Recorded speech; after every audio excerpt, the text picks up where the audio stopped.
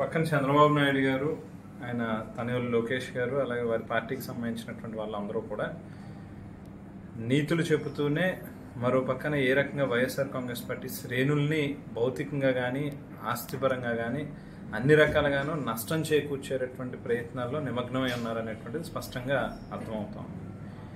బహుశా గతంలో జగన్మోహన్ రెడ్డి గారు ఏదైతే ఒక ఏ రకమైనటువంటి పర్మిషన్స్ లేకుండా రివర్ దీనికి సంబంధించినటువంటి స్థలంలో నిర్మాణం చేసినటువంటి ఒక ప్రభుత్వ ఆస్తిని ఆవేళ ప్రైవేట్ వ్యక్తులకి మనం ఆదర్శంగా నిలవాలంటే ముందు ప్రభుత్వం పరంగా ఆదర్శంగా ఉండేటట్టుగా ఉండాలి తప్పితే మనమే తప్పిదం చేయకూడదు అనేటువంటి ఉద్దేశంతో చేసినటువంటి ఒక పనిని ఇవాళ చూపిస్తూ అదే పనిగా రాష్ట్ర వ్యాప్తంగా ఉన్నటువంటి వైఎస్ఆర్ కాంగ్రెస్ పార్టీ యొక్క కార్యాలయాల్ని ధ్వంసం చేయాలనేటువంటి ప్రయత్నం చేయడం మాత్రం ఖచ్చితంగా మంచి పద్ధతి కాదు. అయితే ఈవేళ బహుశా వాళ్ళ అధికారంలో ఉండొచ్చు, రేపు మళ్ళీ ప్రజాస్వామ్యంలో మరొకసారి ఖచ్చితంగా ఒక 5 ఏళ్ళు పోయాక మళ్ళీ మేము అధికారంలో ఉండొచ్చు. రేపు ఇదే రకమైనటువంటి పనులకి మేము కూడా చర్యలకి పాల్పడితే ఖచ్చితంగా రాష్ట్రంలో ఒక అశాంతి నెలకొని రాష్ట్ర యొక్క పురోగతి కానీ ప్రగతి కానీ వెనక్కి వెళ్ళేటటువంటి పరిస్థితి వస్తుంది. అందుకని దయచేసి ఈ రకమైనటువంటి పనులను పక్కన పెట్టి ఏదైతే మీరు ప్రజలకి వాగ్దానాలు ఇచ్చారో 18 సంవత్సరాలు నిండినటువంటి ప్రతి మహిళకి కూడా నెలకి 1500 రూపాయల చొప్పున ఇంటికి పంపిస్తామని చెప్పారు. ఏదైతే బీసీలకి 50 ఏళ్ళు వయసు దాటిన వెంటనే ప్రతి నెల పెన్షన్ ఇస్తామని చెప్పారు.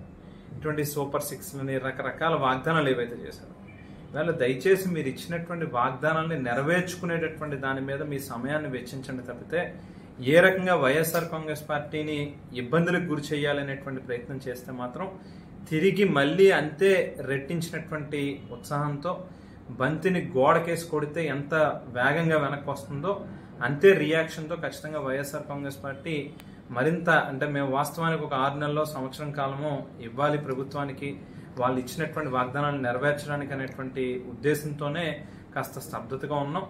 మీరు ఈ రకమైనటువంటి చర్యలకు పాల్పడితే మాత్రం కాస్త ముందుగానే రోడ్డు ఎక్కాల్సినటువంటి పరిస్థితి వస్తుంది, ప్రజాగ్రహం మీరు కూడా పొందాల్సినటువంటి పరిస్థితి వస్తుంది. దయచేసి అందు గురించి కాస్త ఆలోచనతో విజ్ఞతతో పనిచేయమని మాత్రం విజ్ఞప్తి చేస్తా ఉన్నాం. మీరేదైతే ఇవాళ రాష్ట్రం మొత్తం మీద అన్ని జిల్లాల్లోని తెలుగుదేశం పార్టీ కార్యాలయాల నిర్మాణం చేసుకున్నారు ప్రభుత్వ స్థలాల్లో, చంద్రబాబు నాయుడు గారే స్వయంగా ఆవేళ ఒక జీవోనిచ్చి రాజకీయ పార్టీలకి ఈ రకమైనటువంటి గైడ్ లైన్స్ తో స్థలాలు కేటాయించవచ్చు ప్రభుత్వం సంబంధించినటువంటి అనేటువంటి గైడ్ లైన్స్ ఇచ్చారు. వాటిని అనుసరించే ఇవాళ వైఎస్ఆర్ కాంగ్రెస్ పార్టీ కూడా స్థలాన్ని తీసుకోవడం జరిగింది. మేమేం ప్రత్యేకించి ఒక జీవోని కానీ లేకపోతే చట్టాన్ని కానీ తీసుకుంటారా, లేకపోతే వేరే చంద్రబాబు నాయుడు గారు ఏ లైన్స్ లో అయితే ఆయన ఒక చట్టాన్ని తీసుకొచ్చి తద్వారా తెలుగుదేశం పార్టీకి కార్యాలయాల నిర్మాణానికి స్థలాలను కేటాయించుకున్నారో అదే అనుసరిస్తూ ఇవాళ వైఎస్ఆర్ కాంగ్రెస్ పార్టీ కూడా స్థలాన్ని తీసుకోవడం జరిగింది. రాజకీయ పార్టీలు అనేటువంటి ప్రైవేట్ లిమిటెడ్ కంపెనీలు కాదు, కేవలం ప్రజల యొక్క బాగోగుల కోసం ప్రజా సంక్షేమం కోసం పనిచేసేటటువంటి వ్యవస్థలే. కాబట్టి ఖచ్చితంగా మీరు ఇచ్చినటువంటి జీవోలను ఉపయోగించుకునే ఆ మేరకే వైఎస్ఆర్ కాంగ్రెస్ పార్టీ స్థలాన్ని తీసుకోవడం జరిగింది.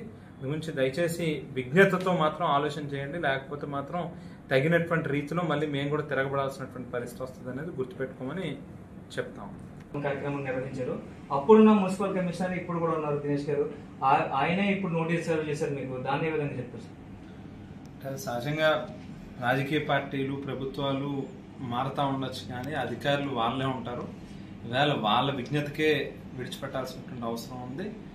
ఏదైతే నిన్న మొన్నటి దాకా మరి ఈ స్థాయిలో భవన నిర్మాణం జరుగుతూ ఉన్నప్పుడు కేవలం ఒక రాజమండ్రిలోనే కాదు రాష్ట్రం మొత్తం మీద మరి ఆ రోజు దాకా కన్నెత్తి చూడనటువంటి వాళ్ళు ఎందుకు ఈవేళ హఠాత్తుగా ప్రభుత్వాలు మారిన వెంటనే వాళ్ళ దగ్గర నుంచి వచ్చేటటువంటి ఒత్తిడుల రీత్యా ఈ రకమైనటువంటి చర్యలకు పాల్పడితే రేపు బహుశా మళ్ళీ ప్రభుత్వాలు మారతాయి, మళ్ళీ వేరే పార్టీలు అధికారంలోకి వస్తాయి, జగన్మోహన్ రెడ్డి గారు మరోసారి ముఖ్యమంత్రి అవుతారు.